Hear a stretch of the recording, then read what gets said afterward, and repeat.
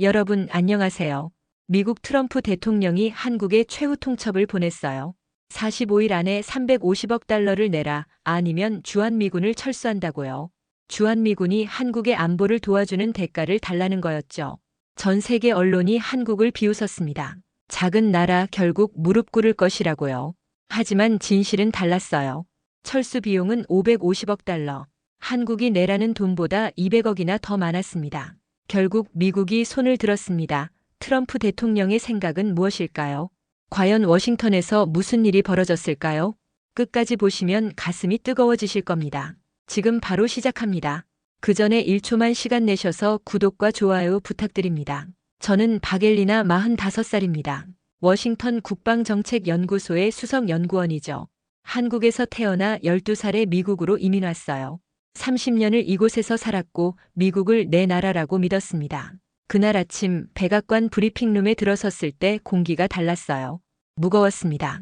참모들의 표정이 굳어 있었고 누구도 말을 꺼내지 않았죠. 트럼프 대통령이 단상에 올랐습니다. 그의 눈빛이 날카로웠어요. 오늘부터 한국에 최후 통첩을 보낸다. 45일 안에 350억 달러를 내라. 아니면 주한미군을 철수한다. 제 심장이 쿵 내려앉았습니다. 350억 달러라니. 한국은 우리 보호 아래 부자가 됐다. 이제 제대로 된 값을 치를 때다. 참모들이 고개를 끄덕였어요. 저는 손을 들려다 멈췄습니다. 한국계라는 게 갑자기 부담스러워졌거든요. 다음 날 미국 주요 언론들이 일제히 보도했습니다. 한국은 무너질 것이다. 미국 없는 한국은 존재할 수 없다. 저는 그 기사들을 읽으며 고개를 끄덕였어요. 사실이라고 믿었거든요. 일주일 뒤 상원 청문회가 열렸습니다. 저는 증인으로 출석했어요. 박엘리나 박사, 한국의 전략적 가치를 평가해 주십시오. 밀러 의원이 물었습니다. 한국에 대한 미국의 의존도를 낮춰야 합니다. 과도한 자원이 한반도에 집중되고 있습니다. 좋습니다. 밀러 의원이 책상을 쳤어요. 의원들이 박수를 쳤습니다. 저는 그 박수 소리에 도취됐어요. 한국은 미국의 보호 없이는 하루도 버틸 수 없습니다. 더 큰 박수가 터졌습니다. 청문회가 끝나고 사무실로 돌아왔어요. 보좌관 에밀리가 들어왔습니다. 박사님, 보고서를 다시 확인해야 할 것 같습니다. 국방부 내부 자료를 봤는데. 에밀리, 지금은 그런 얘기할 때가 아닙니다. 우리는 이미 방향을 정했어요. 에밀리가 고개를 숙이고 나갔어요. 저는 그녀의 말을 무시했습니다. 이틀 뒤 트럼프 대통령이 기자회견을 열었어요. 한국은 조립이나 잘하는 나라입니다. 김치나 잘 만들죠. 우리 기술로 부자된 나라예요. 제 손에 쥔 펜이 꺾였습니다. 그들은 우리한테 빚진 거예요. 이제 갚을 때가 됐습니다. 텔레비전 속 서울 광장엔 사람들이 모여 있었어요. 미국은 우리를 우습게 본다. 동맹이 이런 건가? 저는 화면을 껐습니다. 보고 싶지 않았거든요. 그날 밤 침대에 누웠지만 잠이 오지 않았어요. 어린 시절 어머니가 김치를 담그시던 모습, 아버지가 한글을 가르쳐 주시던 저녁이 떠올랐습니다. 잊어버려. 넌 이제 미국인이야. 스스로에게 말했지만 가슴 한켠이 계속 아팠어요. 다음 날 아침 에밀리가 다시 찾아왔습니다. 박사님, 정말 중요합니다. 에밀리, 그만하세요. 박사님, 워싱턴은 철수 비용이 더 크다는 걸 숨기고 있습니다. 제 손이 멈췄습니다. 뭐라고요? 국방부 내부 추산입니다. 주한미군 철수에 550억 달러가 든다고 나와 있어요. 그럼 한국이 내라는 350억보다 200억이나 더 많습니다. 세상이 흔들렸어요. 에밀리가 건넨 서류를 밤새 들여다봤습니다. 숫자들이 눈앞에서 춤을 췄어요. 550억 달러. 철수 비용이 주둔 비용보다 200억이나 더 많다니. 말도 안 돼. 중얼거렸지만 자료는 명확했습니다. 장비 이송비, 인력 재배치비, 새로운 기지 건설비. 모든 게 상세히 나와 있었어요. 그때 전화벨이 울렸습니다. 한국 국회에서 긴급 기자회견을 연다는 뉴스 알림이었죠. 화면을 켰어요. 한국 국회의장이 단상에 서 있었습니다. 대한민국은 미국의 협박에 굴하지 않을 것입니다. 그의 목소리가 떨렸어요. 분노였습니다. 우리는 70년 동맹의 가치를 알고 있습니다. 하지만 모욕은 받아들일 수 없습니다. 한국 언론들이 들끓기 시작했어요. 반미 시위가 곳곳에서 터져나왔습니다. 사무실 문이 열렸어요. 에밀리였습니다. 박사님 보셨죠? 맞습니다. 이 자료를 공개해야 하지 않을까요? 철수 비용이 더 크다는 걸. 안 됩니다. 제가 그녀를 막았어요. 왜요? 진실인데요. 정치는 진실만으로 움직이지 않아요, 에밀리. 지금 이걸 공개하면 정부가 체면을 잃습니다. 에밀리가 입술을 깨물었어요. 그럼 거짓으로 한국을 협박하는 건 괜찮나요? 대답할 수 없었습니다. 그날 오후 트럼프 대통령이 또 기자회견을 열었어요. 이번엔 더 노골적이었습니다. 한국은 조립국입니다. 김치만 잘 만드는 나라죠. 핵심 기술은 다 우리 거예요. 제 손이 떨렸어요. 반도체도 일본 소재 쓰고 자동차도 독일 기술 베낀 거예요. 한국이 뭘 했다고? 화면 속 기자들이 웃었습니다. 조롱하듯이. 저는 화면을 끌 수가 없었어요. 분노가 치밀어 올랐습니다. 아니, 분노가 아니었어요. 수치심이었습니다. 전화기를 집어들었습니다. 어머니 번호를 눌렀어요. 3년 만이었죠. 여보세요? 어머니의 목소리가 들렸습니다. 늙으셨어요. 엄마, 엘리나야? 우리 딸? 네, 엄마. 뉴스 봤니? 트럼프가 우리나라를. 어머니의 목소리가 떨렸어요. 괜찮아요, 엄마. 다 지나갈 거예요. 엘리나야, 넌 거기서 뭐하니? 내가 그 사람들 도와주는 거 아니지? 가슴이 찢어지는 것 같았어요. 엄마, 나는 내 아버지가 평생 한국 자랑하며 사셨어. 내가 미국 가서 성공하면 한국의 자랑이라고 했단다. 눈물이 났어요. 엄마, 나는 미국인이에요. 너의 피는 한국인이야, 엘리나야. 전화를 끊었습니다. 숨을 쉴 수가 없었어요. 다음 날 국방부 회의에 참석했습니다. 펜타곤의 높은 장성들이 모여 있었어요. 한국이 버틸 수 있을까요? 누군가 물었습니다. 버티지 못할 겁니다. 결국 돈을 낼 거예요. 다들 고개를 끄덕였어요. 저는 입을 열었습니다. 장군님들 한 가지 여쭤봐도 될까요? 말씀하세요, 박사님. 만약 한국이 거부하면 어떻게 됩니까? 철수하는 거죠. 철수 비용은 얼마나 듭니까? 회의실이 조용해졌어요. 모두가 서로를 쳐다봤습니다. 그건 아직 정확한 산출이 550억 달러입니다. 제가 말했어요. 한국이 내라는 350억보다 200억이 더 많습니다. 정적이 흘렀어요. 박사님, 그 자료를 어디서? 국방부 내부 자료입니다. 우리는 한국을 속이고 있습니다. 한 장성이 책상을 쳤어요. 박사님, 지금 정부 정책에 반대하는 겁니까? 진실을 말하는 겁니다. 나가시죠. 당장. 저는 일어났습니다. 떨리지 않았어요. 오히려 후련했습니다. 복도로 나왔을 때 에밀리가 기다리고 있었어요. 박사님, 에밀리, 당신이 옳았어요. 이제 어떻게 하실 건가요? 진실을 찾아야죠. 한국이 정말 조립국인지 아니면. 말을 잇지 못했습니다. 그날 저녁 집에 돌아와 오래된 앨범을 꺼냈어요. 어린 시절 사진들이 나왔습니다. 서울의 골목길, 한복 입은 나, 태극기를 든 아버지. 아빠. 눈물이 떨어졌어요. 전화기를 들었습니다. 한국 대사관에 전화를 걸었어요. 저는 박엘리나입니다. 한국 산업 시찰을 하고 싶습니다. 목적이 무엇입니까? 진실을 알고 싶습니다. 일주일 뒤 국방부 내부 보고서가 제 책상 위에 놓였습니다. 에밀리가 몰래 복사해 온 거였어요. 박사님, 이거 보세요. 손이 떨렸습니다. 표지에 극비라는 빨간 도장이 찍혀 있었어요. 첫 장을 넘겼습니다. 숫자들이 눈에 들어왔어요. 주한미군 철수 예상 비용 550억 달러.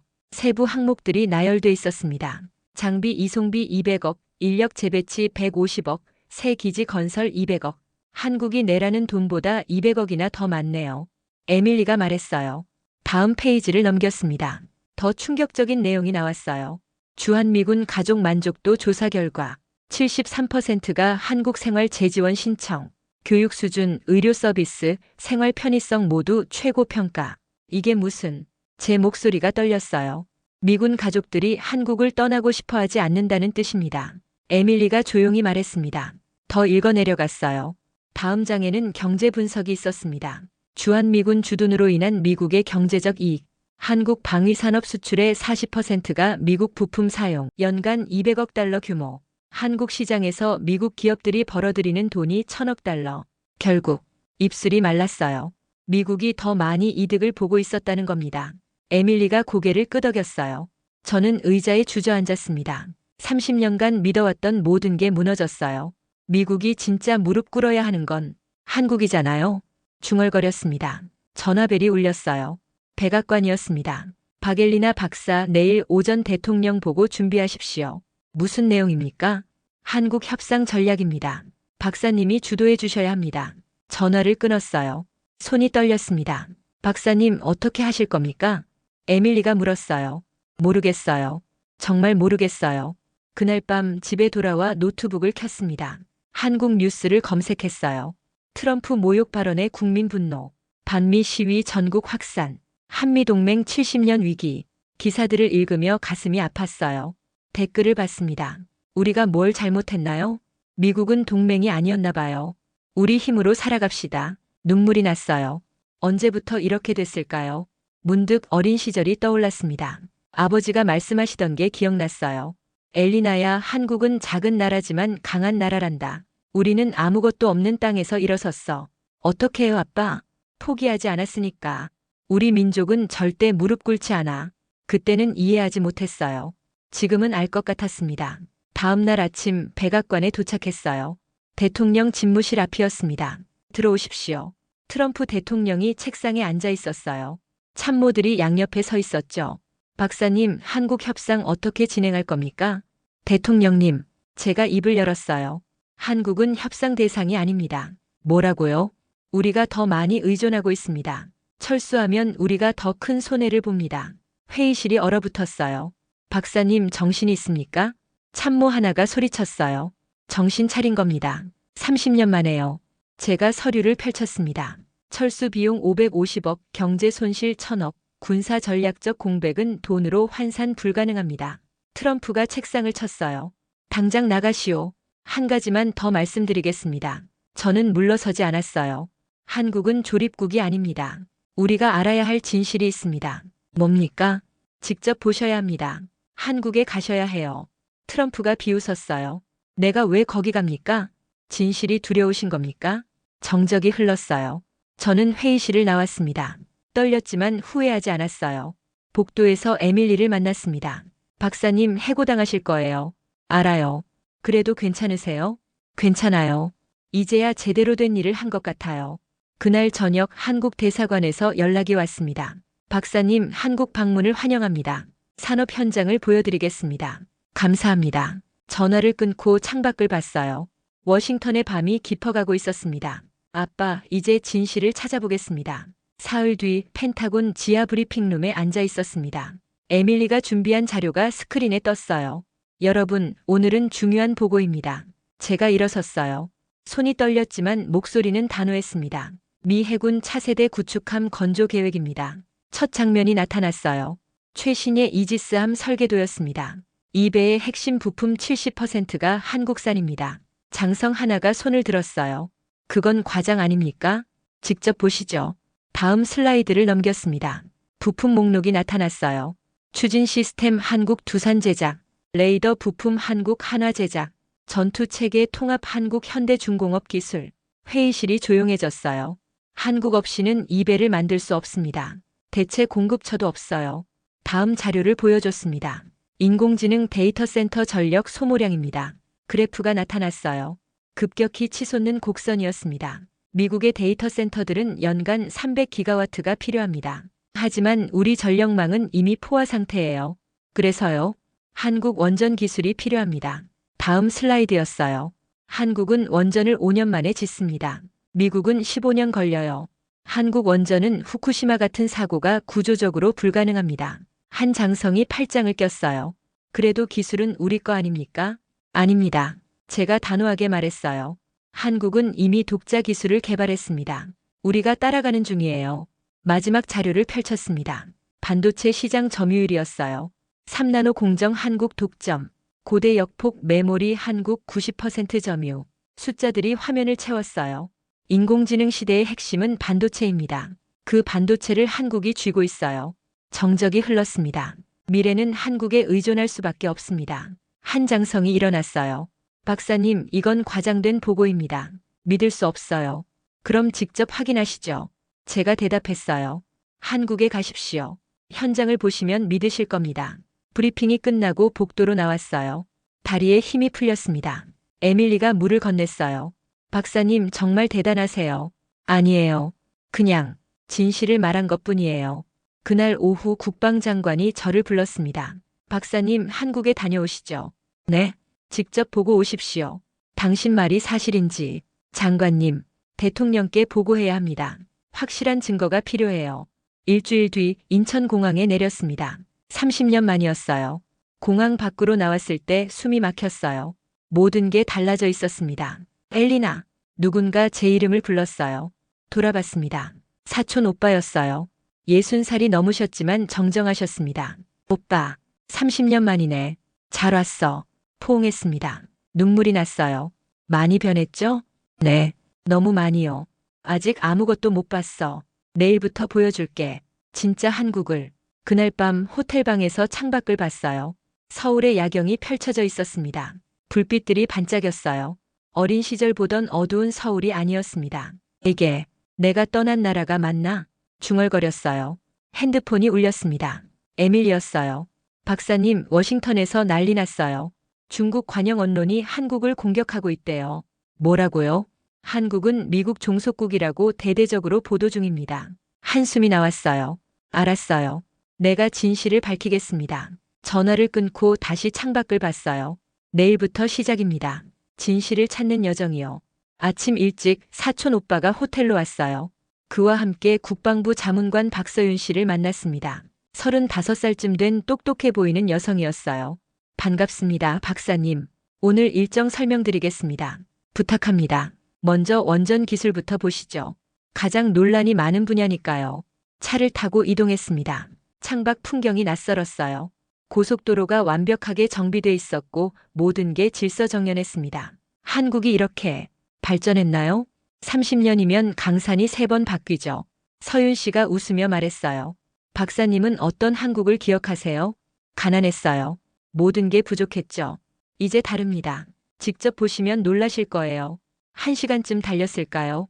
거대한 시설이 보였습니다. 신한울 원자력 발전소입니다. 차에서 내렸어요. 규모에 압도당했습니다. 안전장비를 착용하고 내부로 들어갔어요. 제어실이 나타났습니다. 이곳이 심장부입니다. 서윤 씨가 설명했어요. 미국 원전은 15년 걸린다고 하셨죠? 네. 한국은 5년입니다. 그것도 더 안전하게요. 화면들을 보여줬어요.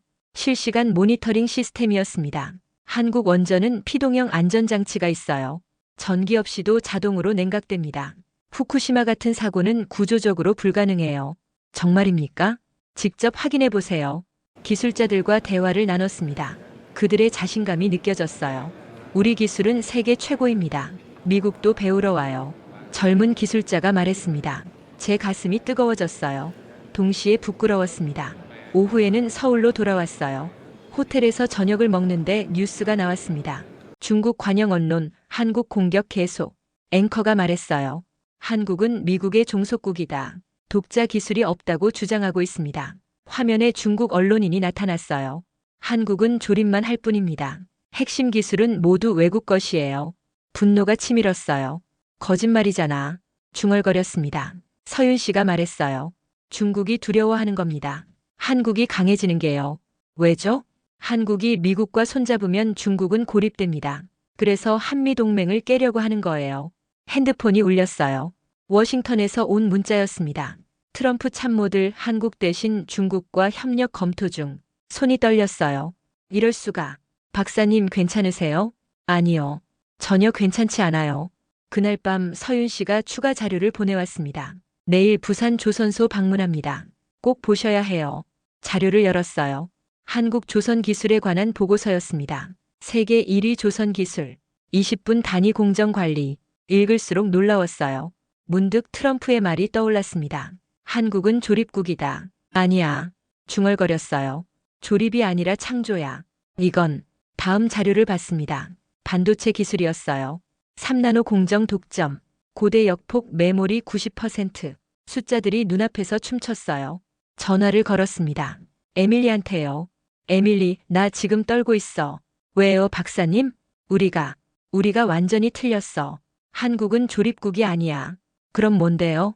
미국의 심장이야. 아니, 미래 그 자체야. 에밀리가 침묵했어요. 박사님, 내일 더 많은 걸 볼 거야. 그럼 확실해질 거야. 전화를 끊고 창밖을 봤어요. 서울의 불빛들이 반짝이고 있었습니다. 저 빛 하나하나가 한국인의 땀이겠죠. 아빠가 맞았어요. 한국은 강한 나라예요. 눈물이 났습니다. 30년 만에 깨달았어요. 내일은 부산입니다.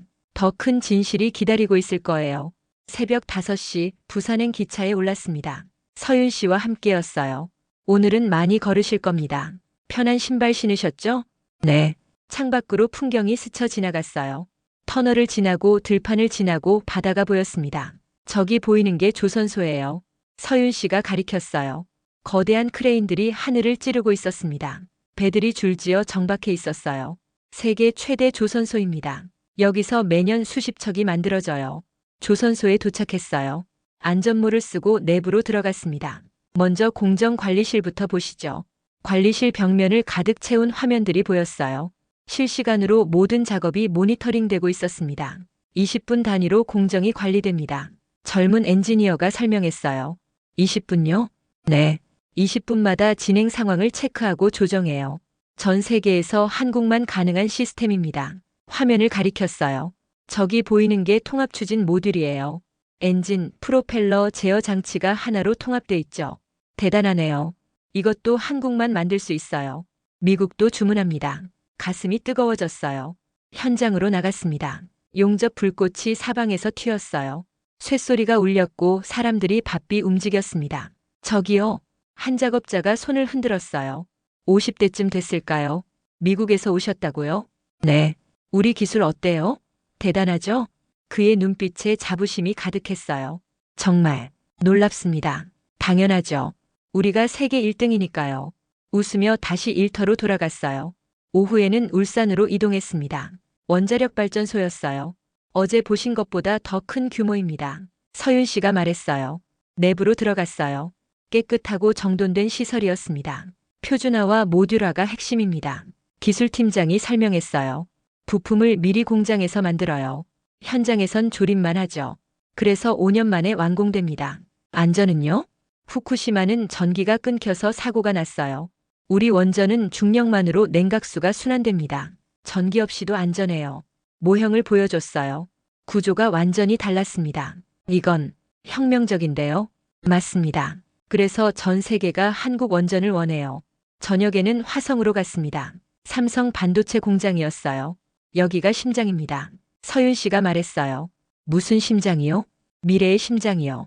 인공지능 시대의 핵심은 반도체니까요. 클린룸에 들어갔어요. 하얀 방진복을 입었습니다. 3나노 공정입니다. 엔지니어가 설명했어요. 머리카락 굵기의 3만 분의 1 크기로 회로를 만들어요. 세계에서 한국만 가능합니다. 현미경으로 칩을 보여줬어요. 믿을 수 없을 만큼 정교했습니다. 고대 역폭 메모리는요? 우리가 90% 점유하고 있어요. 인공지능은 이거 없으면 못 돌아갑니다. 그럼 미국도? 네. 미국 데이터 센터들이 전부 우리 제품 씁니다. 다리에 힘이 풀렸어요. 한국은 조립국이 아니잖아요. 물론이죠. 우리는 창조국입니다. 엔지니어가 자랑스럽게 말했어요. 밤늦게 서울로 돌아왔습니다. 호텔 방에 들어가자마자 주저앉았어요. 내가 뭘 한 거야? 눈물이 쏟아졌어요. 30년간 한국을 무시했어요. 조립국이라고 믿었죠. 미국 없인 아무것도 아니라고 생각했습니다. 틀렸어. 완전히 틀렸어. 핸드폰을 들었어요. 워싱턴에 보고해야 했습니다. 하지만 손이 떨려서 번호를 누를 수가 없었어요. 어떻게 말하지? 우리가 완전히 틀렸다고. 창밖을 봤어요. 서울의 야경이 빛나고 있었습니다. 한국은 미국의 심장이야. 아니, 심장 그 이상이야. 중얼거렸어요. 다음 날 워싱턴으로 돌아가야 했습니다. 진실을 말해야 했어요. 하지만 그들이 믿을까요? 30년간 쌓인 편견을 깰 수 있을까요? 해야 해. 반드시 해야 해. 일주일 뒤 상원 청문회장에 섰습니다. 의원들이 빙 둘러 앉아 있었어요. 방청석도 가득 찼습니다. 밀러 의원이 입을 열었어요. 박엘리나 박사 한국 시찰 결과를 보고하시죠. 네, 의원님. 제 목소리가 떨렸어요. 심호흡을 했습니다. 저는 제 생각이 완전히 틀렸다는 걸 고백합니다. 장내가 술렁거렸어요. 한국은 조립국이 아닙니다. 창조국입니다. 무슨 소리요? 밀러 의원이 책상을 쳤어요. 증거를 보여드리겠습니다. 화면이 켜졌어요. 부산 조선소 영상이었습니다. 한국 조선소는 20분 단위로 공정을 관리합니다. 전 세계에서 유일해요. 미 해군 구축함 핵심 부품의 70%가 여기서 나옵니다. 다음 화면으로 넘어갔어요. 울산 원전입니다. 5년 만에 짓고 후쿠시마 사고는 구조적으로 불가능합니다. 미국은 15년 걸려요. 그건 밀러 의원이 말을 막으려 했어요. 마지막입니다. 반도체 공장 영상이 나왔어요. 3나노 공정, 고대 역폭 메모리, 인공지능 시대의 심장입니다. 한국이 90%를 쥐고 있어요. 정적이 흘렀습니다. 결론은 명확합니다. 제가 의원들을 둘러봤어요. 한국은 미국의 심장입니다. 주한미군을 철수하는 건 자살 행위예요. 말도 안 돼. 밀러 의원이 일어섰어요. 한국은 작은 나라야. 우리가 보호해주는 거라고. 작은 나라요? 제 목소리가 커졌어요. 그 작은 나라가 미국 국방을 책임지고 있습니다. 그 작은 나라 없으면 미 해군은 배를 못 만들어요. 그 작은 나라 없으면 인공지능은 돌아가지 않습니다. 박사님, 그 심장이 멈추면 미국도 멈춥니다. 외쳤어요. 목이 쉬었습니다. 장내가 조용해졌어요. 침묵이 흘렀습니다. 한 의원이 손을 들었어요. 박사님, 그럼 철수 비용은 얼마나 됩니까? 550억 달러입니다. 한국이 내라는 350억보다 200억 더 많아요. 그럼 우리가 손해를 보는 겁니까? 네. 철수하면 우리가 망합니다. 다른 의원이 물었어요. 그럼 어떻게 해야 합니까? 주한미군을 강화해야 합니다. 한국과의 동맹을 더 단단히 해야 해요. 밀러 의원이 비웃었어요. 우습군요. 한국계라서 편드는 거 아닙니까? 제 가슴이 뜨거워졌어요. 맞습니다. 저는 한국계입니다. 목소리를 높였어요.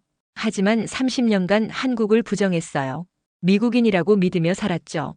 그런데 현장을 보고 깨달았습니다. 눈물이 났어요. 제가 버린 나라가 미국을 살리고 있었어요. 제가 무시한 민족이 세계를 이끌고 있었습니다. 의원들이 서로를 쳐다봤어요. 한국을 잃으면 미국도 끝입니다. 이건 편드는 게 아니라 살아남는 겁니다. 박수 소리가 들렸어요. 1명, 2명, 점점 많아졌습니다. 밀러 의원만 앉아 있었어요. 굳은 표정으로요. 청문회가 끝나고 복도로 나왔어요.